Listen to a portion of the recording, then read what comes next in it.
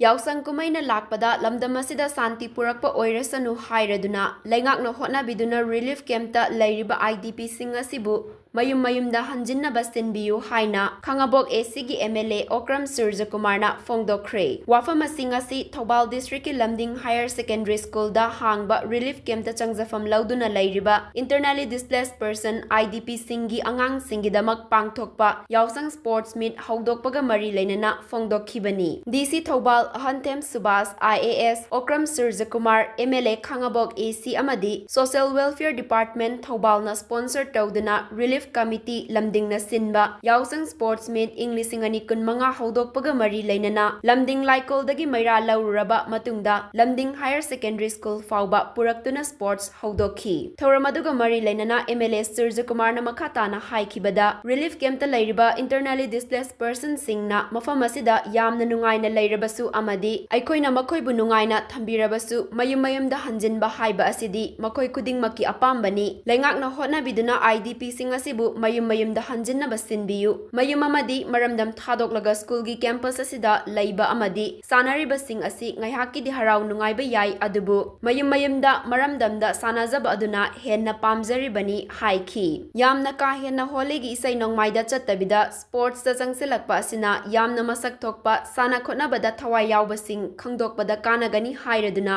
masiguma sports ta mai onsinbana henna fagadra khanjai hainasu MLA na makatana Fongdokhi Relief Committee Lamdingi Convener Konjengbam Ibungona haikibada yausang matamna lakpada aina leiramba mafam aduda chahi khudingi yausang kumai sports kaya ama pangthoktuna sarukyaba fangjai adubu aikoi relief camp asida leirabanina fanglaroi ko khanba adu koknabagidamak Sports Meet asi pangthokpani haiki Peace and Harmony da yumfam oiraga sinba Sports Meet aduda wakalgi pangalgi amadi selgi mateng tawbirakhiba khudingmak pusu thagatpa Fongdokhi Haukiba May 2023 dagi yung kay kiyabu may thadokpiduna kang pirangda yung kay kiya may thadokpiduna lanjena ba mayam sigi sangjapam moina akoina pijariba relief camp ningoina panjarabada Lamding Higher Secondary School relief camp hari relief camp sida Leiriba IDP sing sigi thaina moina mayumda leiringa da relief camp akogi mayumda leiringa da yausang kumai lakpa yausang sport kumba yausang festival ng pagtokpa matamida moy da thengnarakhiba aduwa mafam se lakanda yausang sport singji mafam parang akogi club laikai nam torakanda relief camp leiba kang angang sing kangauna ba mama pa singna isa sing yausang sport yaw phangoi da khanmado madugumba kya du ubadagi relief committee lamdingna yang kumna khanajaraga akoina ngasi sport sinjabani ngasi sport se akoina paisa leina sinjamata akogi sponsor tobirakpasi akogi mingoina panjarabada Honorable MLA Kambo AC Surjakumar amadi akogi respected Subas IAS district DC Thobal amadi akogi social welfare Thobal hairiba ahum sina akogi ngasigi yam sawrabo matenga loena ngasi yaksing sports mapung khana pangtokpa ngamjabani adu hairiba ngasi wakalon mateng pangbirakpa wai panggali mateng pangbirakpa paisagi mateng pangbirakpa khudem pu thagasaraga I matang tensin han boina ado aina yaksangna lakpasida akoi leibiriba mayam singse santi porakpa aduga ngasi relief camp da IDP sing oina leibiriba internally displaced persons oina leibiriba mayam punamakta oina pamjabase lainga kasina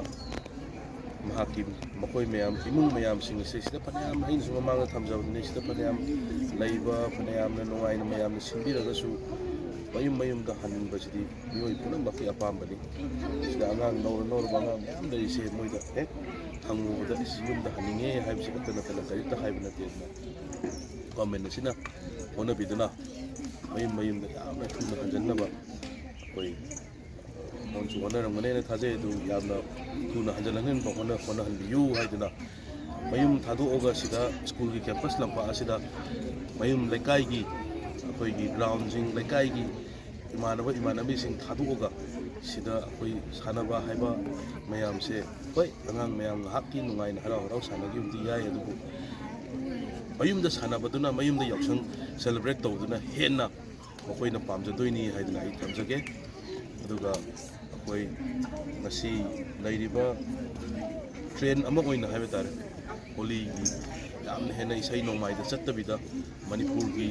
ꯁ꯭ꯄꯣꯔꯠꯁꯀꯤ ꯍꯤꯔꯝꯁꯤꯗ ꯏꯟꯕꯤꯔꯛꯄ ꯃꯅꯤꯄꯨꯔꯒꯤ ꯄ꯭ꯔꯖꯥ ꯃꯌꯥꯝꯅ ꯑꯩꯒꯤ ꯁꯥꯏꯠꯇꯒꯤꯁꯨ ꯑꯩꯒꯤ ꯇꯔꯞꯇꯒꯤꯁꯨ ꯌꯥꯎꯁꯪꯁꯤꯗ ꯑꯩꯈꯣꯏꯒꯤ talented ꯑꯣꯏꯕ sports ꯄꯔꯁꯟꯁꯤꯡ ꯌꯥꯝꯅ ꯑꯉꯥꯡꯁꯤꯗ ꯁ꯭ꯄꯣꯔꯠꯁꯀꯤ ꯐꯤꯜꯗ ꯐꯤꯠ ꯑꯣꯏꯕ ꯃꯌꯥꯝꯁꯤꯡ ꯃꯁꯤꯗ ꯍꯟ ꯇꯧꯍꯧꯕ ꯃꯁꯤꯗ ꯊꯤꯍꯧꯕꯗ ꯌꯥꯝꯅ ꯀꯥꯟꯅꯒꯅꯤ ꯍꯥꯏꯅ ꯊꯥꯖꯖꯩ ꯑꯗꯨꯅ ꯃꯁꯤꯔꯣꯝꯗ ꯏꯟꯕꯅ ꯍꯦꯟꯅ ꯐꯒꯗ꯭ꯔꯥ ꯍꯥꯏꯗꯅ ꯑꯩꯍꯥꯛ ꯊꯝꯖꯅꯤꯡꯉꯤ ꯊꯦꯡꯛ ꯌꯨ